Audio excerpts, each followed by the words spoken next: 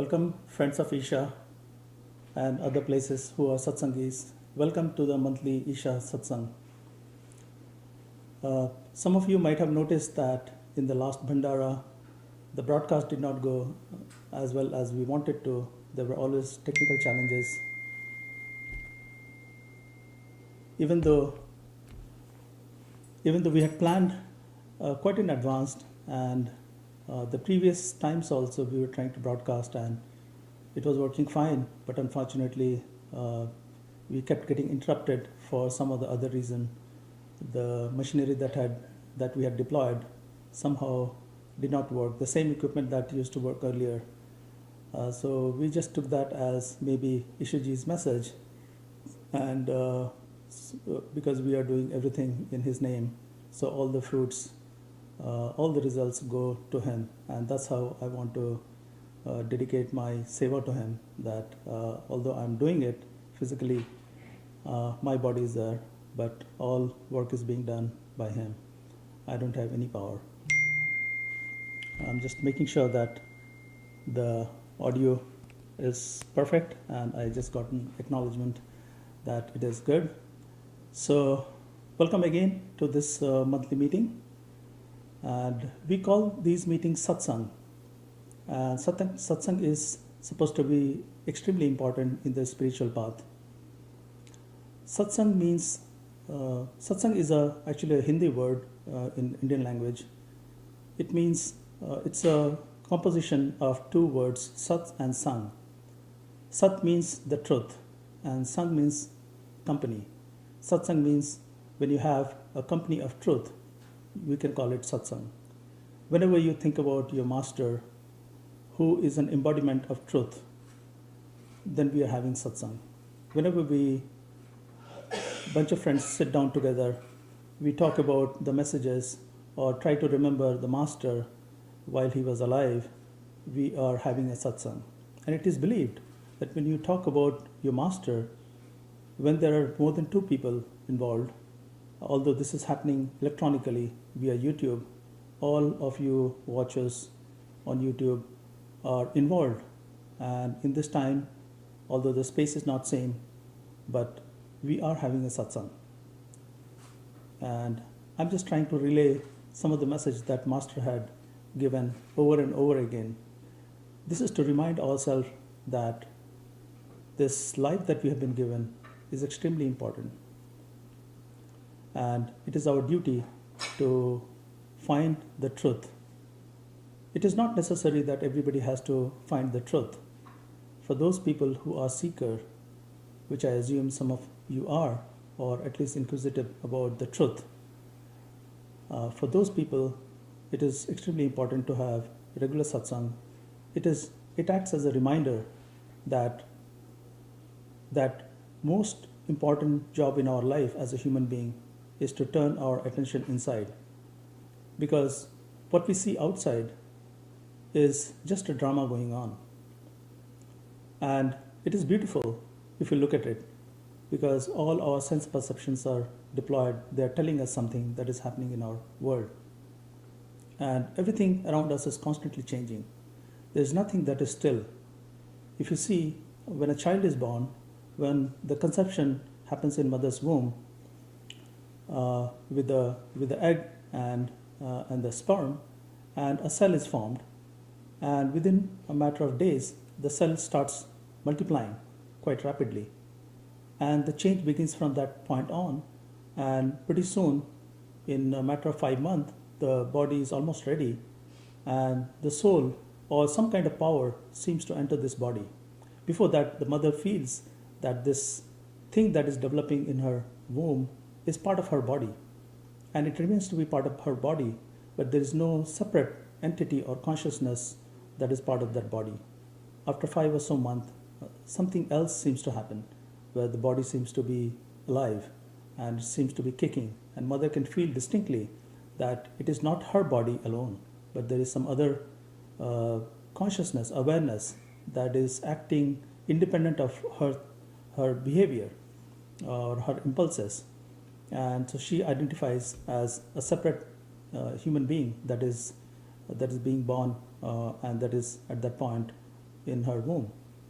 And as time passes, around 9 months, the body is completely ready. And then the baby is born.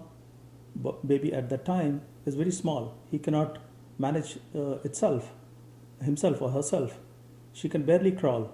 As time passes, he or she eats milk from her mother's breast and grows, gains strength, starts turning, starts crawling, and he notices everything from the time he is born. As he sees the lights, maybe in the hospital or nursing room or wherever he is born, he would look at the lights and would be surprised. Some of the kids actually look at the lights constantly and try to look at the faces and try to recognize if they know the faces.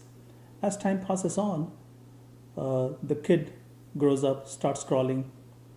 So these changes constantly happen, and the kid starts speaking. It just imitates whatever it finds around itself in the environment. He starts to learn few words, starts talking, starts imitating. He reads signal from his mother, father, tries to say few words, and this growth goes on till he has gone through all phases of his life. So fundamentally, he experiences continuous changes in his body. A kid grows up, he goes to goes to elementary school where he has friends of his age. He enjoys playing, he enjoys riding bike, he enjoys talking to friends. There is no interest in studying. As world tells him that you have responsibilities, you need to go to school, you need to grow up, you need to go to college, you need to get a job for yourself, you need to get married, you need to become somebody in your life, then sort of pressure of this world takes over him. He starts identifying himself not with just a small boy that was born, but much more. And he knows that, okay, he's a child and he has a body and he has other relationships like maybe mother, father, siblings, cousins. When he goes to school, he has different kind of relationship, maybe a teacher, and he learns the ways of this world. He gets educated. He continuously sees that there are things outside in the world that tell him something. They educate him about the world. They entice him. Like when a small boy looks at the toys, different colors, he gets excited. He wonders what these things are. I remember when I was a child growing up, probably must have been 5-6 years old, and I used to look at radio that my dad had, and whenever I would hear sound coming from the radio, it used to surprise me that, okay, there's nobody inside the radio because radio was pretty small, probably this big, and yet the sound is coming. I was extremely curious. So one day I decided to open up the radio and see what's going on inside that. And actually I tore apart the whole thing, and I found slowly that there's a speaker and the noise is coming from the speaker. And I couldn't tell that how this machine is making a noise, and it seems to be vibrating as the sound is coming from the speaker. And then in the process to discover that where the source of the sound was, I ended up even opening up the speaker itself, and then at the end I found that there are some black particles inside that, and I couldn't understand what was going on. Later on, when I grew up, I realized that that was a speaker that was magnetically driven, and it was shaking as the electrical waves were sort of giving impulse to the electronics in the speaker, and it was making it vibrate because the magnetic pulses were moving the magnets up and down with a particular rhythm very quickly, depending on whether a human being is speaking or there's a music playing at the same rhythm. And that what seemed like a carbon particles or some kind of particles inside the speaker, they were causing the whole thing to shake, and that was producing this loud music. And so this kind of curiosity you end up seeing while you are growing up, because outside world is drawing your attention, and you wonder what's going on. And as you grow more and more, you start disassociating yourself with the child. Maybe you are adult, and then you think like an adult. You understand your responsibility. You understand that you are not no more a child, and you have different relationship that you need to maintain. Maybe you go to college and you are studying for your higher educations, and you start taking interest in maybe girls, boys, whatever, because you are adult. Your personality changes. The way you look completely changes from time to time. Yet you go along. You don't think much, because uh, as you grow, you constantly are uh, inundated with all the things around you. You see nature, you see different things of curiosity, and you take it for granted that whatever you see outside is actually true.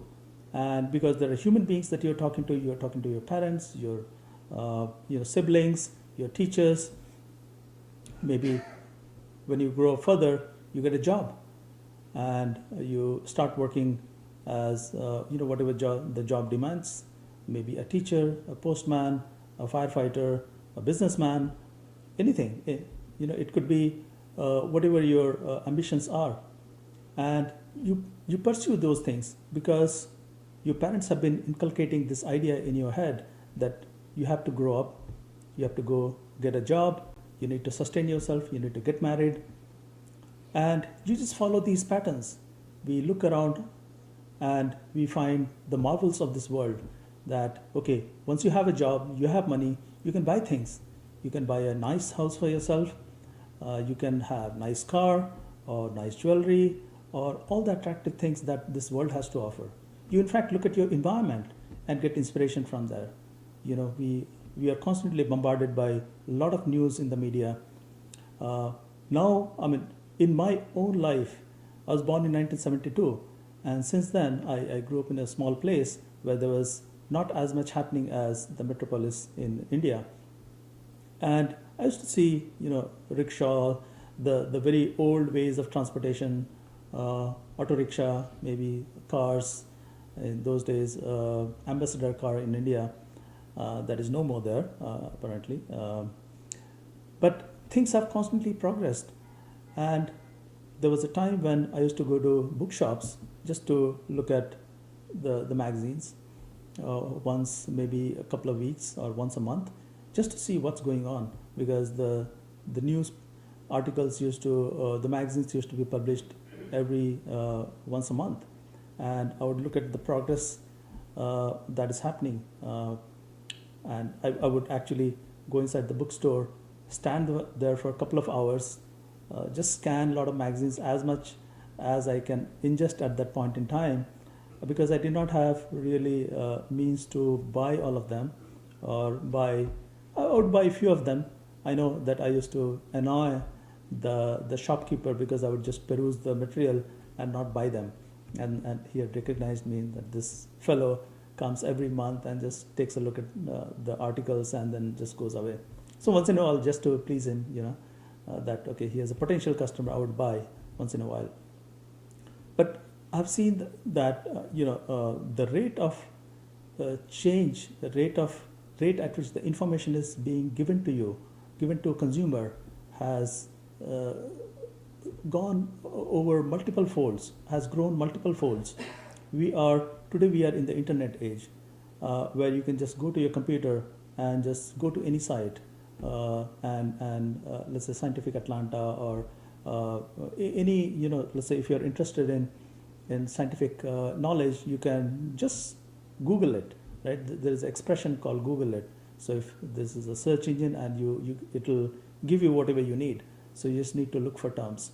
But in my days, when I was growing up, I had to go to a specific news article and see if that is of my interest. There was no way to sort of go look it up. So our means of consuming these things have also constantly evolved. So it used to be in the form of just a paper and bunch of articles. Now you go on the web, You have computer, you don't need to buy sort of these paper material, and you can just reuse the computer, and you can go to, let's say, some news site, CNN, MSNBC, Fox, whatever you like, whatever sort of inclination you have, and you can find everything online in fraction of a second. And so time seems to have shortened as well. Not only the rate of change has increased dramatically, and the time has also shortened. Time has shortened to satisfy our urges in our mind. Everything that we see seems to have arisen out of our need. There was a saying in India that for a human being, all you need is a roti, kapda, and makan. That's an expression for a bread. Kapda means clothing, and makan means house. So these are the bare necessities of a human being. And we have, look around you, especially in Western society, we have long passed those basic necessities, and we have pretty much everything that we want. We have sometimes more than we want. We have put on so much weight. I know I'm myself struggling trying to lose weight. And so the point is that our mind has accepted this fact that, okay, whatever we see is actually available. Whatever you see, like cars, jewelry, those are fact of life that cannot be denied. And of course it cannot be denied. If you're having a conversation with somebody, can you deny that you are having a conversation? No. And these trap our attention outside. They create desire in us. And so if you look at a beautiful car or beautiful jewelry or whatever beautiful, whatever your the thing that you're trying to desire is there, somehow either the presence of that material that you see outside creates this thought in you that I wish I could have that. And the environment sort of, just by looking around, creates this desire in you to possess those things. So it could be a house, it could be maybe somebody has a lot of wealth and you just come to know about them. Like, there are billionaires now. There are so many billionaires like Jeff Bezos, Elon Musk, Bill Gates, and so on. Just hearing about that through news media or some article just makes your thought go crazy. That, okay, these people have so much wealth. I wish I could have that. Or you see something beautiful. You have this desire in your mind that I should also have that. If somebody can have that, why can't I have that?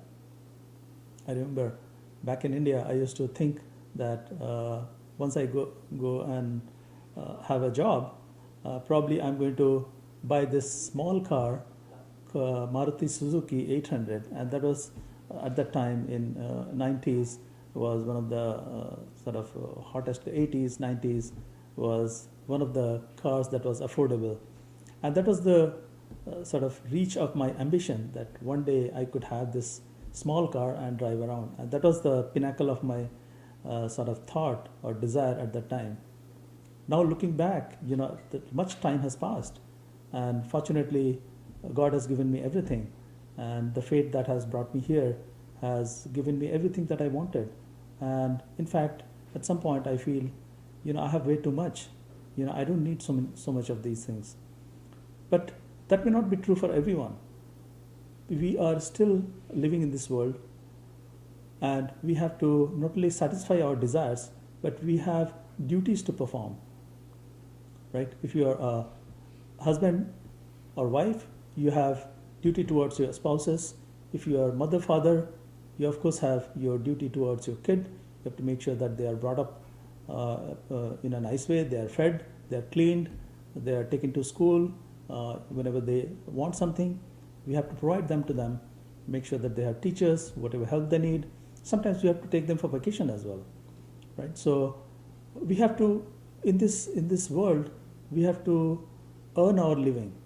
Everybody somehow has to find a job or be an entrepreneur or whatever duty you have to perform those duties. Nobody can get away from that unless you are born in such a rich family. that everything is given for you, then maybe you can take it easy. But still, seems like you are, in that case, probably you are attracted by the beautiful things that you see around you. We have built all kind of attractions outside. If you go to Las Vegas, you'll see there are so many casinos, and there are so many beautiful objects of desire that you see. There are beautiful men, women walking, there are beautiful rides, there are thrill rides. The point is that this world that we see, through its attraction, keeps us outside, and we most of the time we don't realize what's going on, and as we experience this more and more while growing up and sort of taking everything for granted, we get more and more attached to all these desires in our life, and pretty soon we are so deep in this web that we create in our mind for having different kind of possessions, that at some point we sort of realize that, or come to conclusion that we cannot have everything that we desire. Let's say if you wanted to maybe get a particular job that you're looking for, or maybe wanted to have a success in your business, but say because of fate or whatever, maybe the skills that you possess, you're not able to accomplish that, or maybe you have some accident in your family, or maybe because of various reasons, you come across disappointment. You realize that I cannot have what somebody else has, or you are going through such a misery, such a troubled period that nobody can help you. You are getting strange feelings in your heart that one time the whole world seemed so attractive, and yet at this point the life does not seem like worth living, and it seems like you are getting this share of these negative things or sadness. Seems like your share is too big. Seems like it's much bigger than what other people are experiencing, because when you personally experience difficulty, it seems to have magnified. The times sort of works in such strange way that when you're going through a difficulty, misery, your attention is constantly focused on this, and the time seems to slow down, and you experience every moment of this.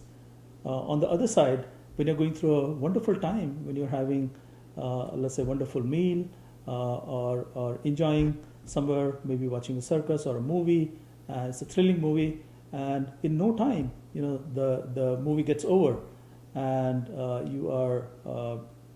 you want to again repeat that experience. And that's why we have a lot of new shows on Netflix which sort of keep people's attention. We have created all these sort of mediums, maybe entertainment mediums, to keep our attention outside. I know especially when you are young, you are looking at your body, trying to make sure that you're looking the best, you're looking beautiful. In fact, we have created this metaverse. There's a company called Facebook, and that has renamed itself to a metaverse, as if the things that we find outside in our world, physical objects, those are not enough. You can go to different vacation destinations and enjoy. You can go to beach, you can go to Hawaii or other places, and then you can thoroughly enjoy. But seems like we are yet creating another means. We are, in this case, metaverse, where you can take on a avatar. You can create a digital image of yourself, digital 3D version of yourself, put on a goggle, and apparently interact with a lot of people in this world called metaverse world.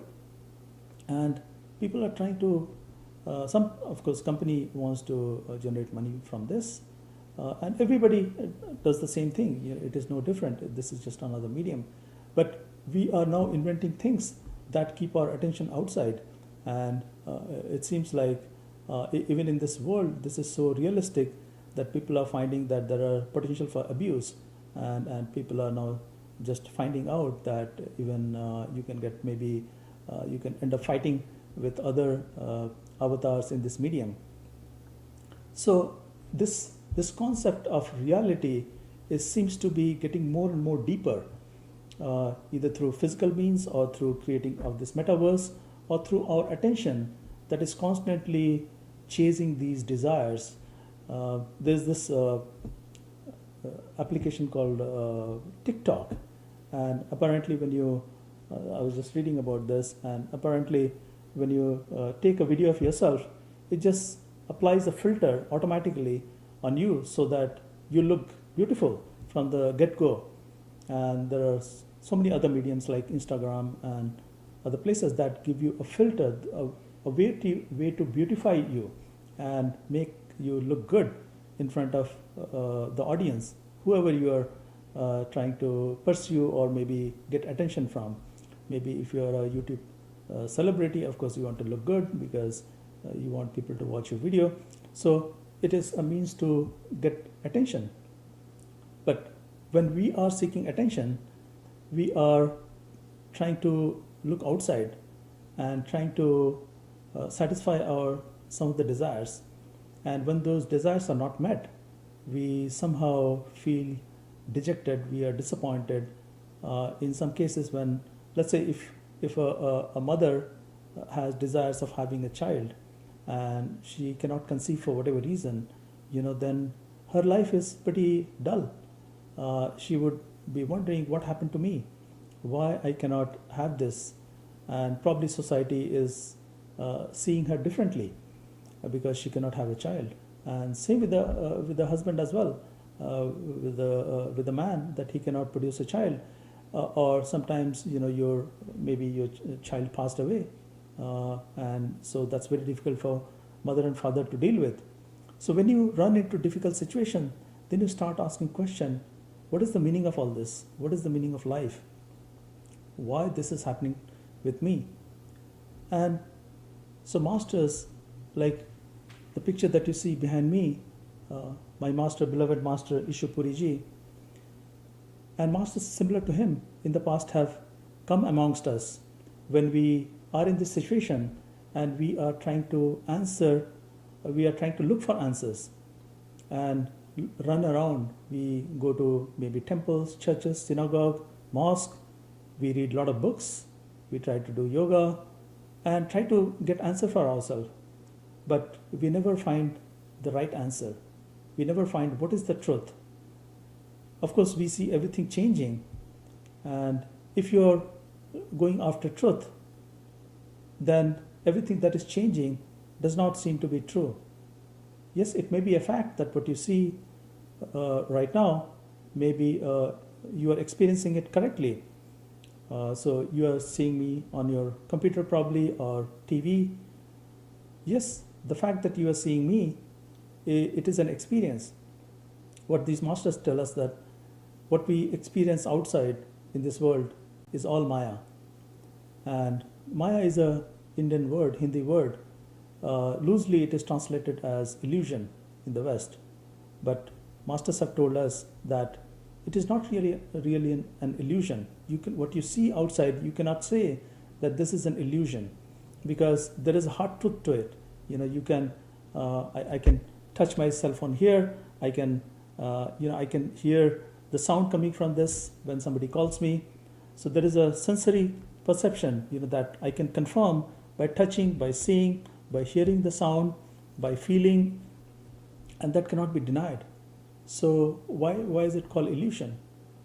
What teachers have told us that it is strange that although things look as if it is there, but in fact experience is real, but whatever is causing that experience, what we believe that these objects are giving us experience, that is not correct. Some of the analogies that they have given is, if you are having a dream, and let's say if in a dream you are driving a car, you are with somebody and you are going to some destination, right? And when you wake up from the dream, what happens? You can definitely recall from your memory that you had this dream where you're sitting in a car with your friend, and then you were going somewhere. But is the car there? Was the car there when you saw it? Was the friend there? Was your experience of driving somewhere, was it true? You can say that it was a dream, but what was it? In fact, it was an experience for you, and you cannot deny that you had an experience. So can it not be that we are having a similar experience right now? How do we confirm whether we are having an experience or not? So as I said, in the case of phone, I can lift my phone, I can touch it, but does that really guarantee that this object is real?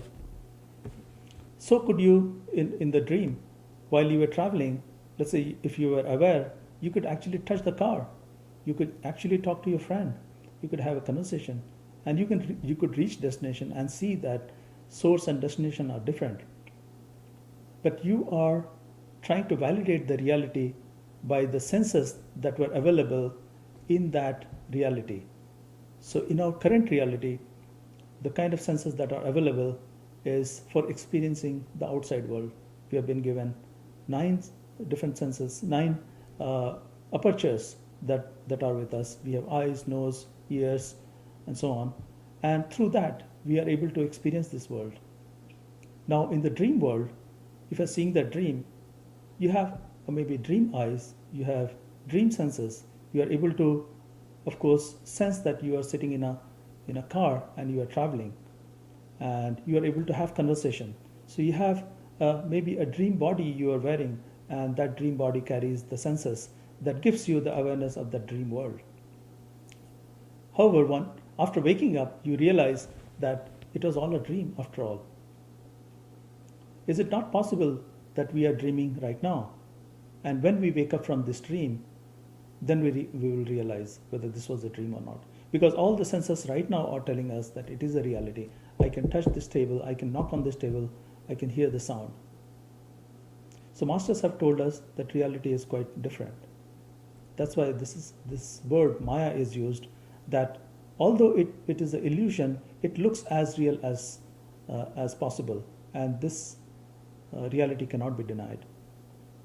There was a king called Raja Janak, and this was probably a few thousand years back, and because he was a king, he used to live a grand life, and once upon a time he had a good meal, and after this meal he felt a little sleepy, so he took a nap.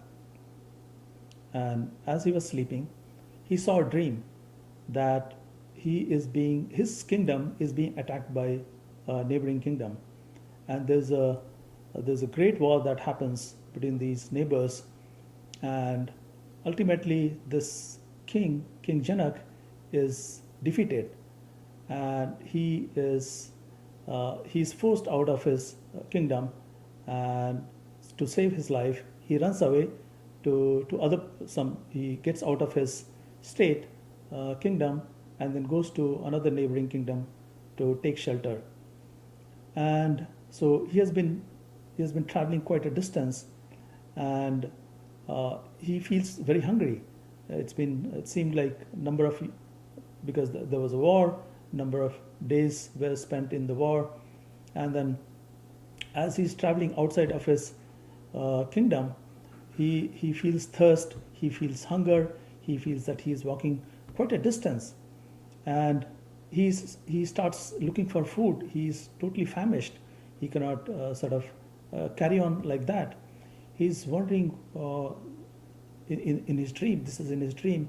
He's going through all these thoughts that, okay, I had this great kingdom that I was a ruler of. Now look at my condition. I don't even have good clothes to wear. And he's just desperately looking for food. And he sees that there are a lot of people lined up in a queue. There are beggars lined up in the queue, and food is being served. So he also stands in the queue. There's a big line. And by the time his number comes to take food, the people who were serving the food, they say, where's your katora? Where is your bowl where you are supposed to take the food?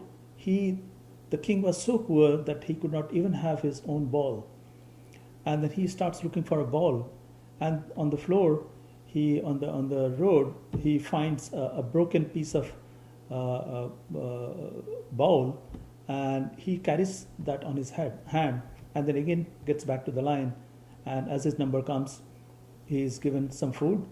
The moment he is about to ingests the food that was there in his broken bowl, a bull comes running from somewhere abruptly and then comes charging at him and then just hits him, and the ball slips out of his hand.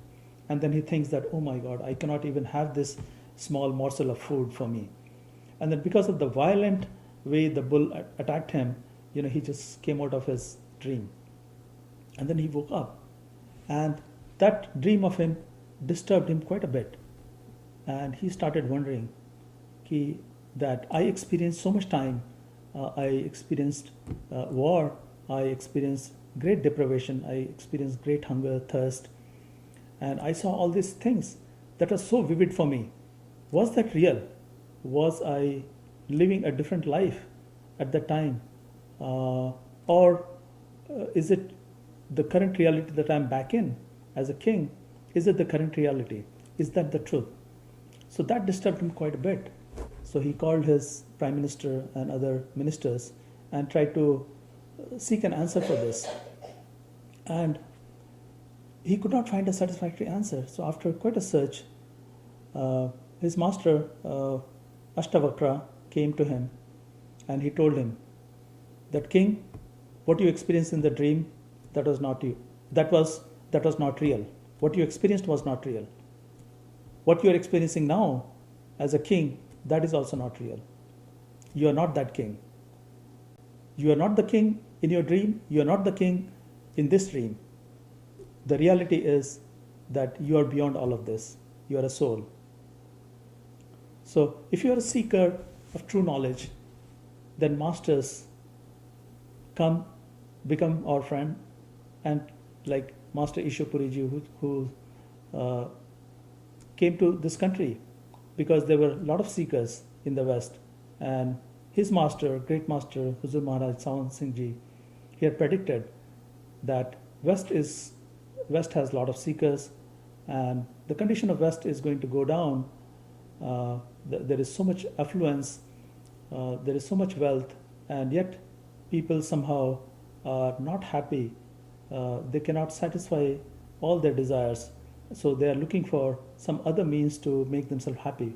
Because at some point, no matter how much wealth you have, you find that you have maybe some other psychological issue going on. If you are psychologically okay, then you realize that maybe you lack the comfort of this world. Then you wonder whose fault it is that you are put in this situation, because we don't know why we are born in these varied situations. And sometimes some people have great wealth, at other times people cannot even have a meal for themselves every day.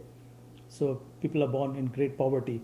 And if you look around the world, there is so much diversity, there is so much war going on, there is so much deprivation, there is so much malnutrition, there is so much obese people, there are so much people suffering because of so many diseases. If it is not diseases, probably it's psychological issues. And you wonder, why is this world created?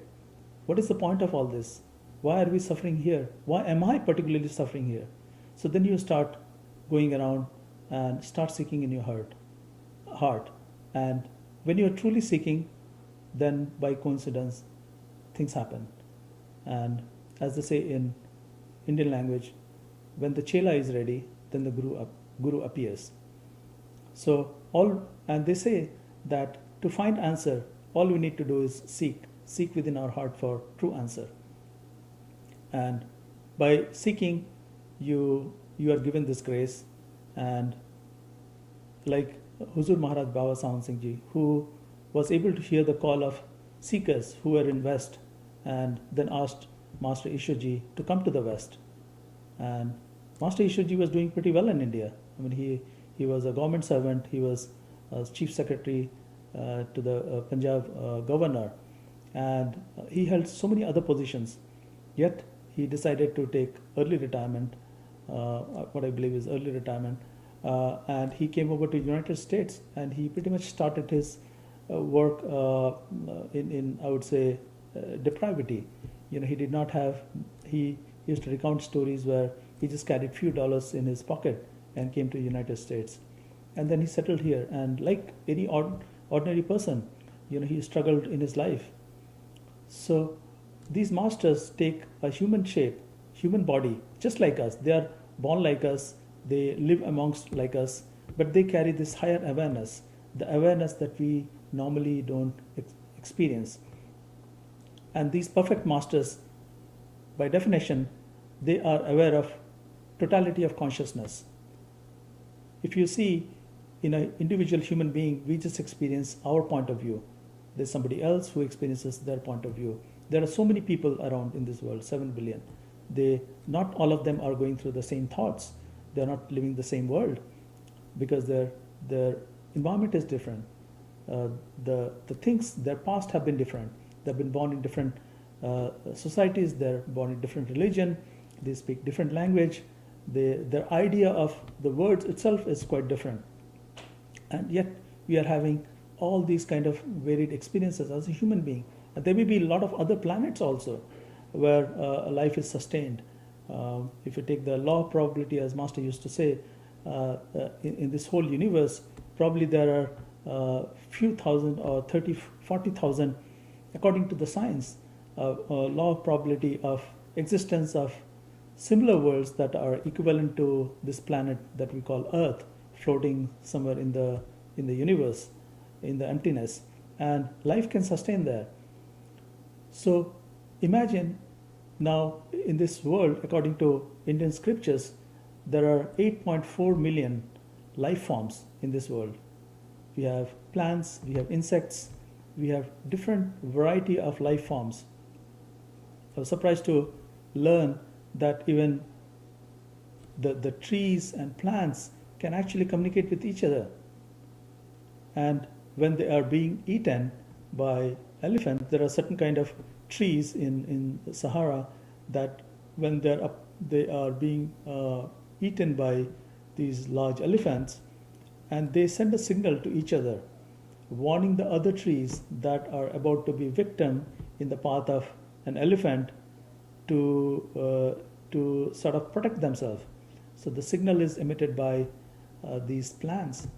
And in fact, there was a scientist called Jagdish Bose, J.C. Bose. He discovered that plants, small plants, can actually detect what's happening to around them. They are emotionally triggered. So when you, let's say, try to cut the branches, they emit electrical pulses. When they're about to die, they have sort of electrical pulses corresponding to fear of death. And they can sense human emotions. Also, if somebody is afraid in the room and the plant is there, they can maybe energetically through vibration in the air, they can feel that emotion, and they remember that. So there are of course plants. There are majority, more than half of these 8.4 million life forms that is described in Indian scriptures. They all belong to plant kingdom. Then there's life within the ocean. There is life above the ground. There are insects that are flying all the time. In fact, I saw a video recently where so I was looking at what happens to the teeth. How you can get your teeth fixed. So I had some issue with my teeth, so I was trying to get to the bottom of it, and saw some videos where apparently they were prescribing some method by which you can take care of teeth properly. And there's this doctor who did some study with this gentleman who was trying to fix his teeth. And so he did this experiment. He took some oil in his mouth and he rinsed for a number of days, a month or so. And he wanted to study the effect of doing this procedure at the end of the day, at the end of the month, and compare in a scientific way. So this doctor took the scan of through a microscope.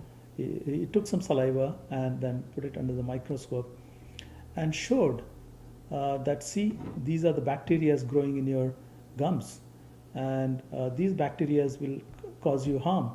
And when you see under the microscope, there are such small, tiny creatures. It's amazing that these things are living inside your body, and we don't realize it. In fact, in our gut, there are some good bacteria and bad bacteria that we need to keep feeding. So whenever we eat food, those food sustain them. So there is so much infinite, what seems like an infinite variety of life. And so how come, you may ask question that how is it that I'm born as a human being and then there are other souls? Because there seems to be a power that in plants, in these small creatures recognizes. Because if there is if you try to kill them, let's say if there is a cat or a dog, if you try to hurt it, it's going to try to run away. And so there is a fear, there is an awareness that something is trying to hurt me, and it wants to survive that. And same with the trees, as I said, J.C. Bose had proved that if you try to kill plants, they have this awareness. So out of these abundant life forms, how is it that you are granted a human life? Why is it that? Why the tree is not lucky to be a human being if it has soul? And answer is given again by a law of karma. That's how it is spoken to in Indian scriptures. That this is a good explanation of how sort of life survives. Life goes on and on throughout the time. We have been living in this planet for billions of years, and life has been sustaining. May not be in this form that we see today, but it has, of course, evolved over time. But what explains that? Why is it that I'm born in a particular household, and why somebody is rich, somebody is poor, somebody has disease, somebody has good health? This is explained by the law of karma. And the law of karma states that whatever you have done in the past, according to that, you are going to get the rewards. So if you have done good, you are going to get the good rewards. If you have done bad, you will be, of course, be punished for the bad deeds that you have done in the past. What constitutes good and bad? In fact, is there somebody else who is judging? Is God judging you? It's possible.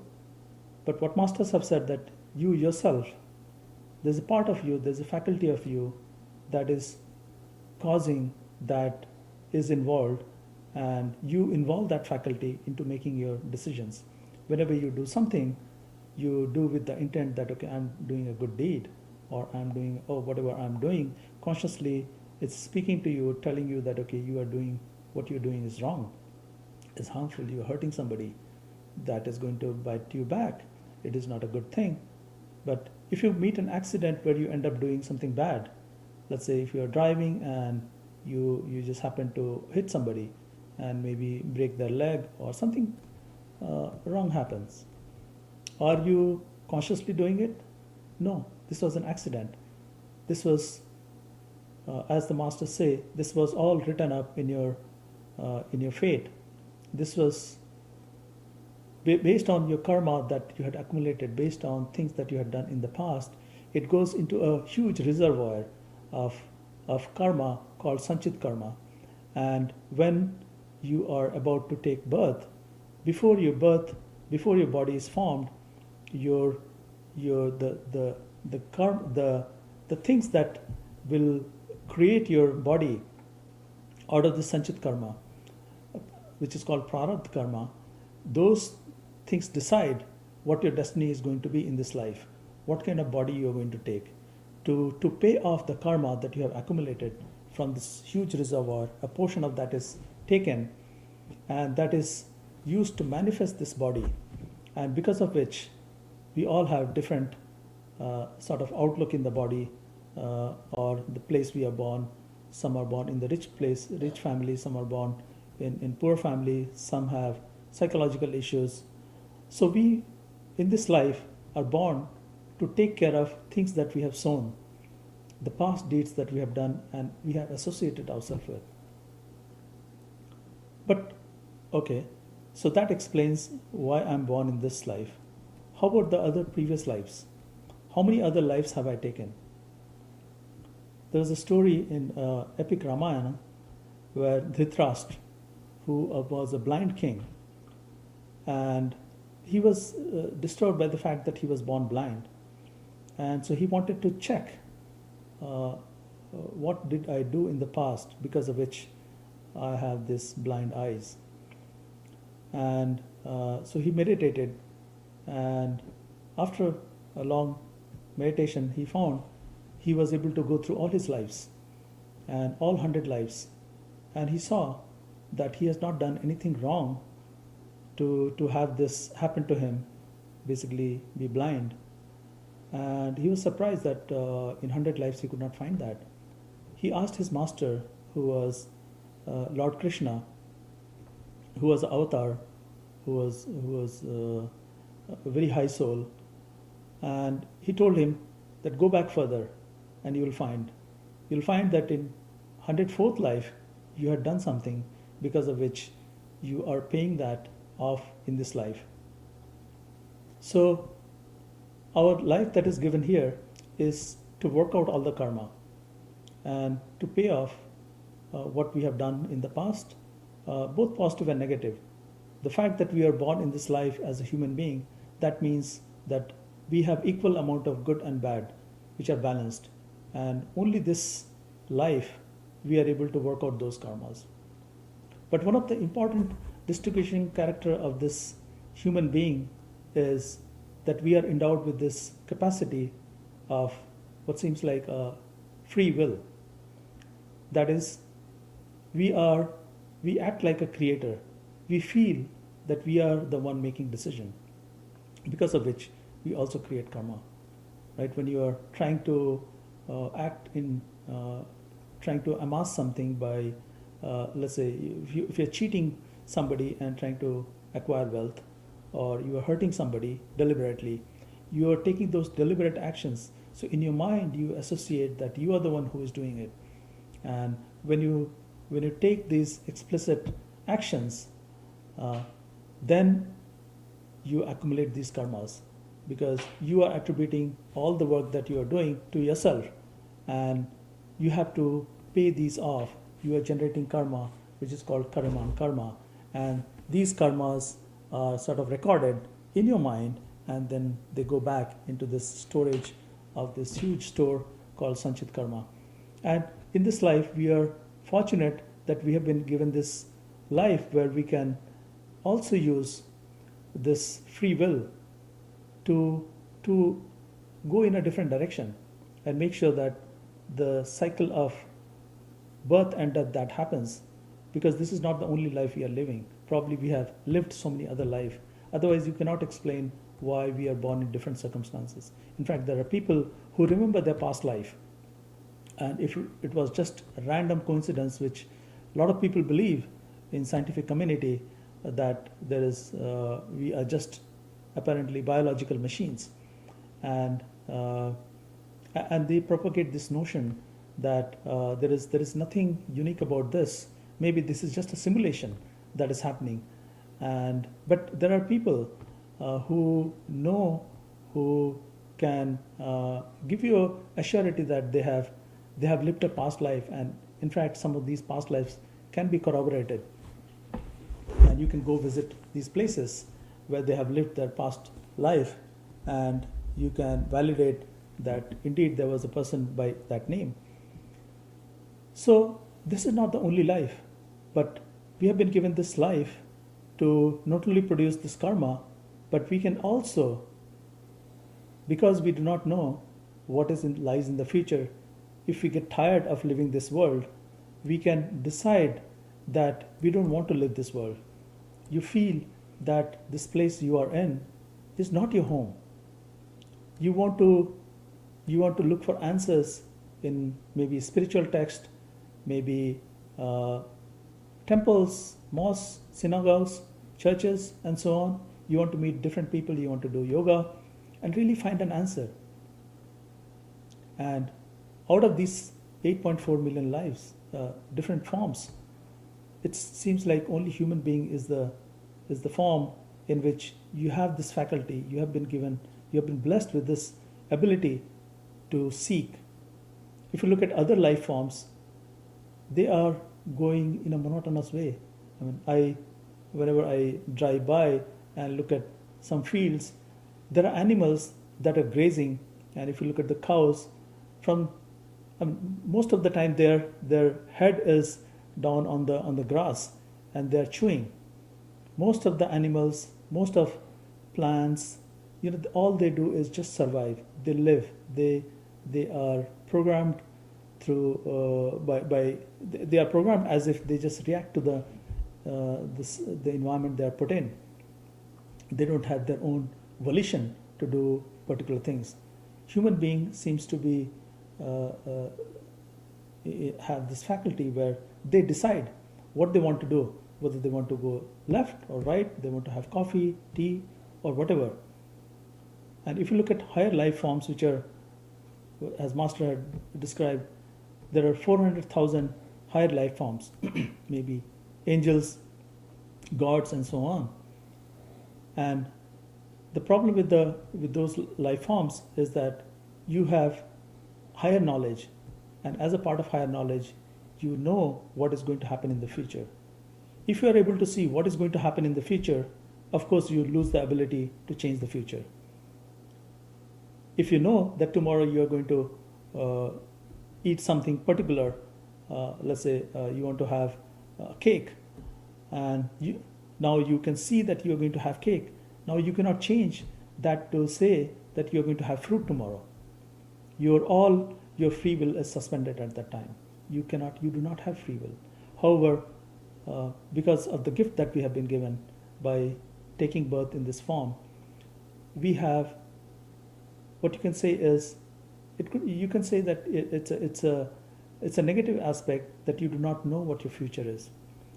But actually it's a great boon, because that you don't know what is going to happen in the future. You can decide what you want for the future, and you can have this seeking.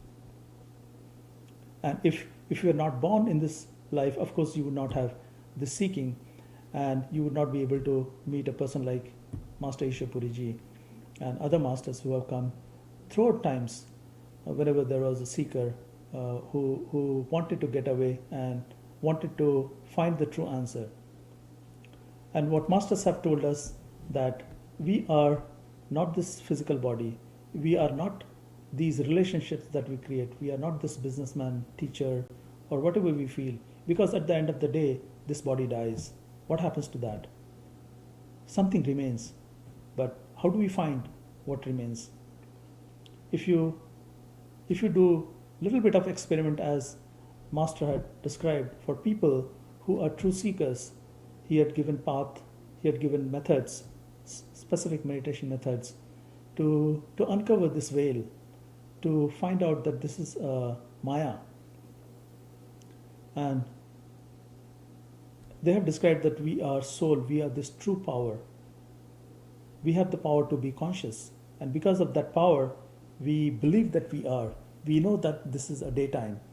Nobody can tell us that this is what we are experiencing is not real. But we have put on a lot of layers on top of each other.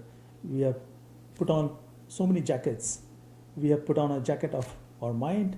We have put on a jacket of sense perceptions. We have put on a jacket of this physical body, through which we are able to experience this physical world.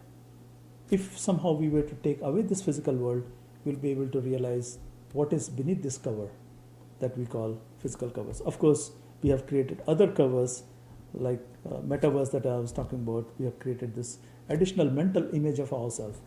But as a true seeker, if you want to find out who we truly are, they have said that we have to go inward. We cannot find anything outside.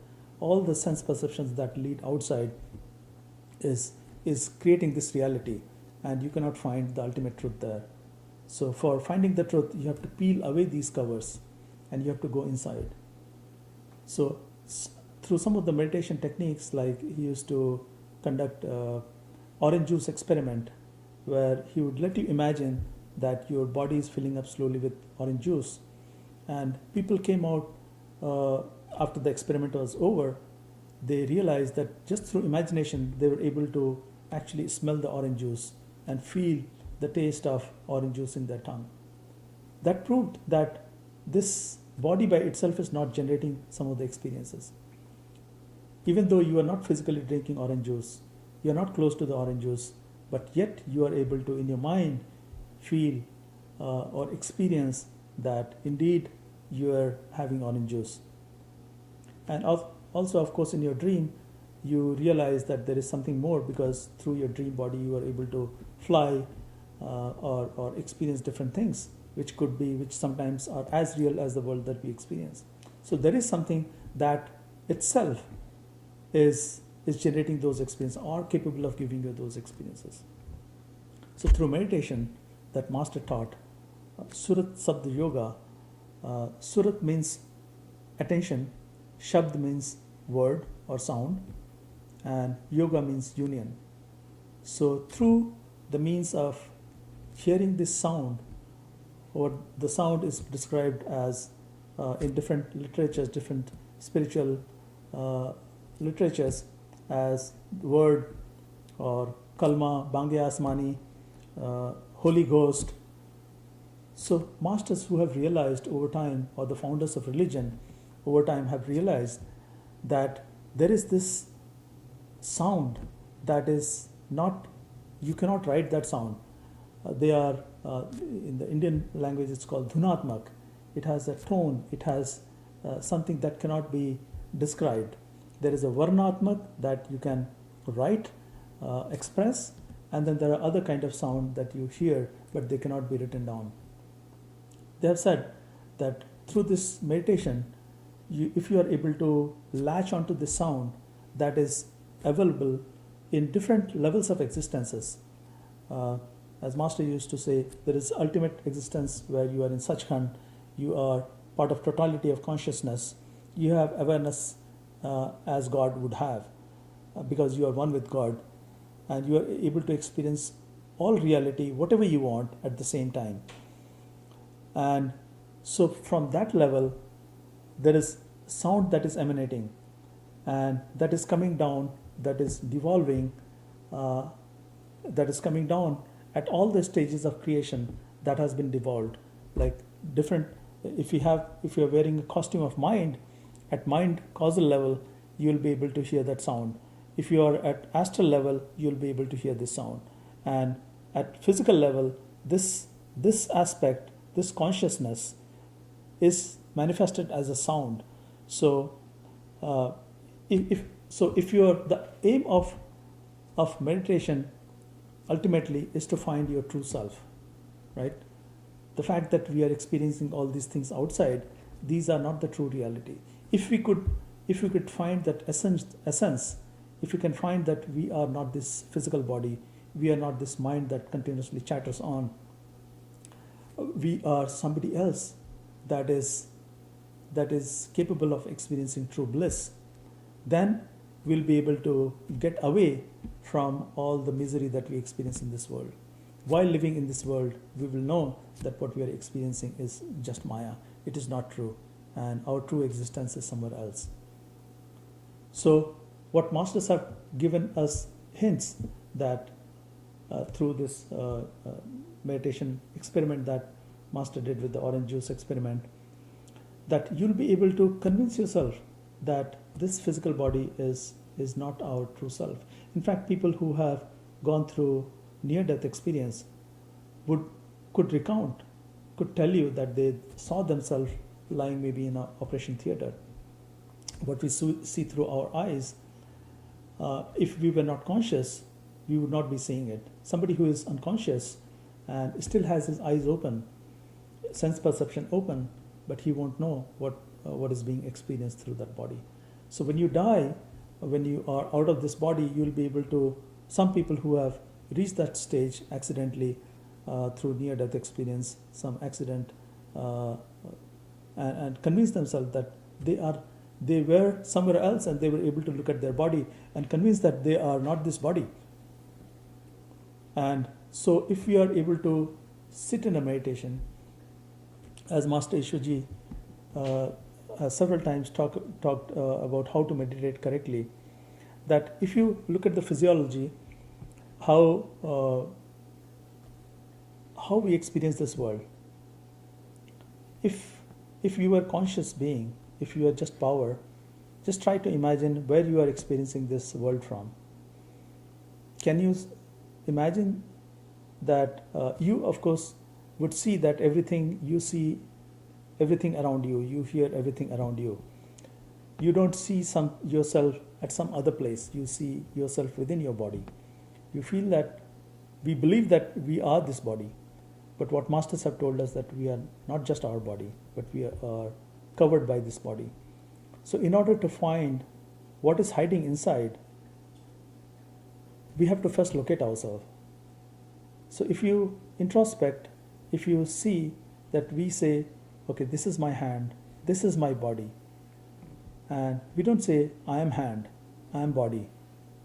We believe we are body, but we don't say it is, the hand is me, it is your hand. In fact, most of the things that we express outside is, okay, my father, my mother, my phone, my object, my relationship. So you address yourself as me, self, but this is the physical, we are talking about this body, that is not the true self. And masters have shown us that if we are able to locate where we are operating from, if we just introspect, you will realize that we are probably somewhere in this head. And as you think more and more as to where you are operating from, whether you are operating from left leg, left ear, right ear, or from chin or mouth, you'll realize that you're probably experiencing it behind your eyes.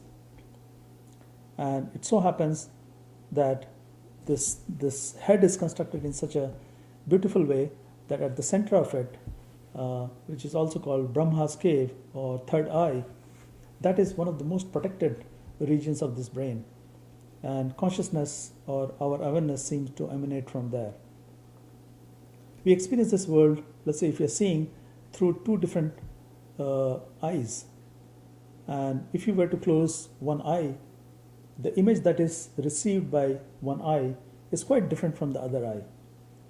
And the signals seem to be received by these pair of eyes, and ultimately the signals merge somewhere in between. And it so happens that while you listen to somebody talking, maybe from behind me or from side, these ears somehow merge the signal at the center. And this is how you are able to tell where the sound is coming from. Or when you see somebody or when you see an object, you are able to perceive a depth. So there is a place where in the center you are combining the image and you are perceiving the world. In fact, what we see is not really an object. You don't see a glass, you don't see a camera, you don't see a TV. What you see is a patch of colors and textures, and these signals are carried into your brain, and it meets at the center of the ears and eyes, behind the eyes, and somehow something tells you that what you're seeing is a picture, what you're seeing is a camera or an object, a phone, or whatever you are seeing. So if that is where the consciousness is, if that is where you are being told or you recognize what you are experiencing, masters have told us that if we could somehow pay our attention at that place, then we will know what the reality is. And why is that?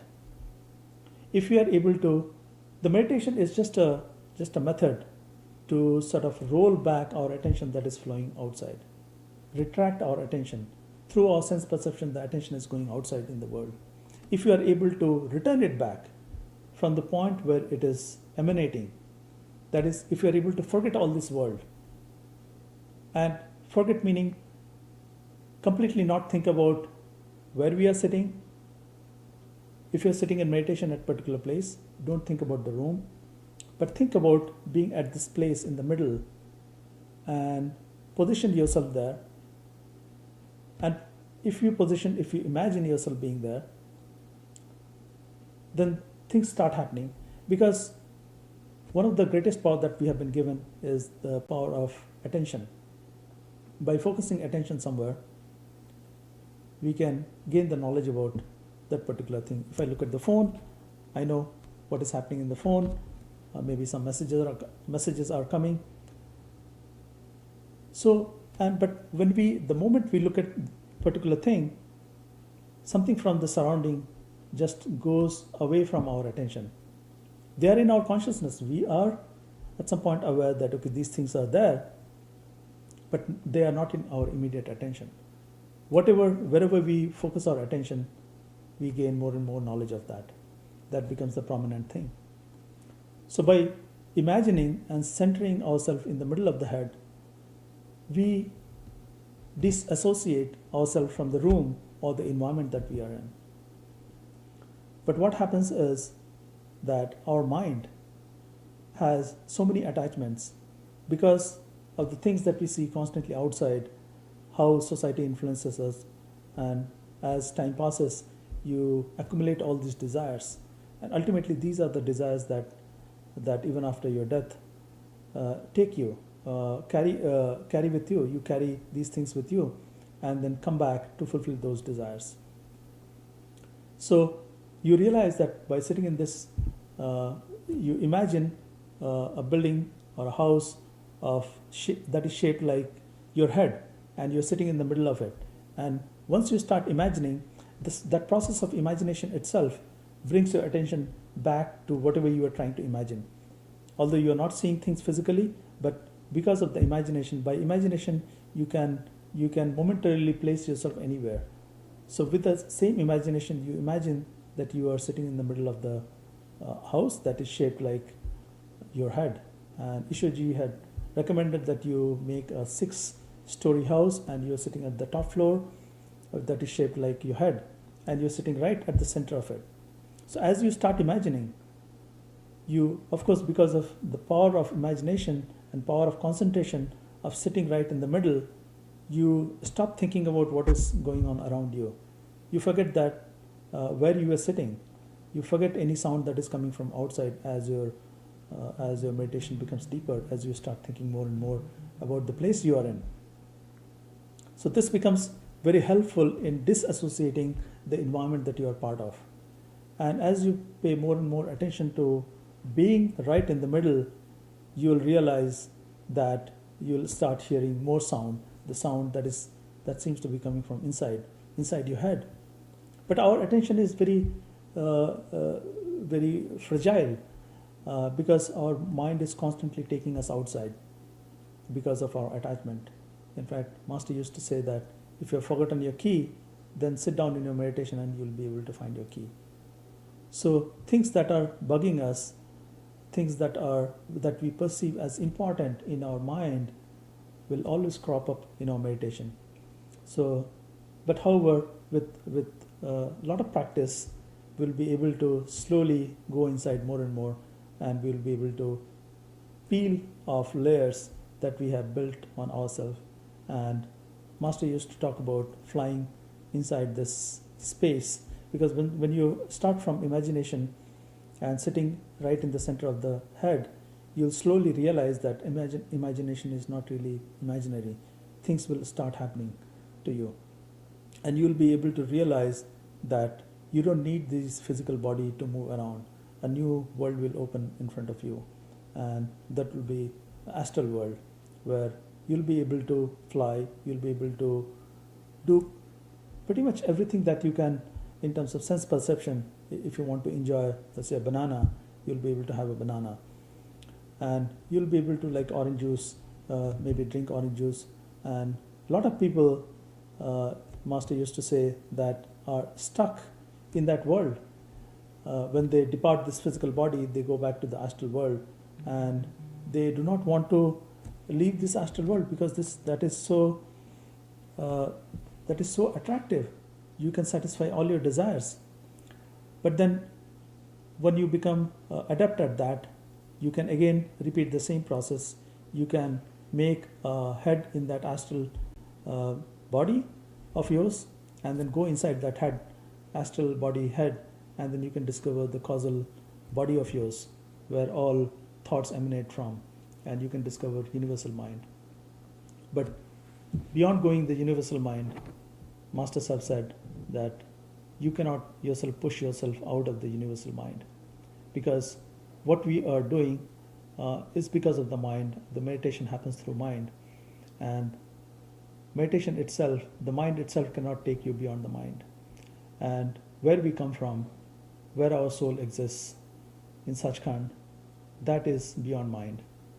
So we need a person like Master Ishapuriji, who can give you his hand and give you a promise, can initiate you and tell you that he's going to be your friend for your life, and he's going to take you all the way home. If you are such a seeker, he's going to initiate you. And they pull us through their love. And this love is not ordinary that you can see in this world, because most of what we experience, what we end up calling love, seems like a very temporary business arrangement.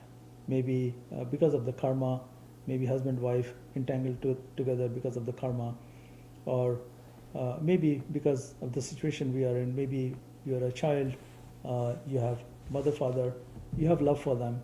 We experience a variety of forms of love in this world, but none like what we get from what we call perfect living master.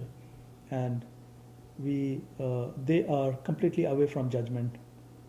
They immediately recognize us. They know us more than we know. They know how we have been suffering in our soul, and how soul is being tormented because of the mind and all the attachments we have created for ourselves in this world.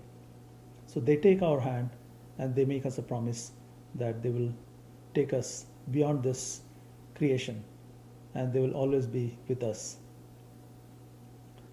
Thank you so much for hearing me. It's been almost an hour, and I would like to take your leave, and we'll see you again in a month or so.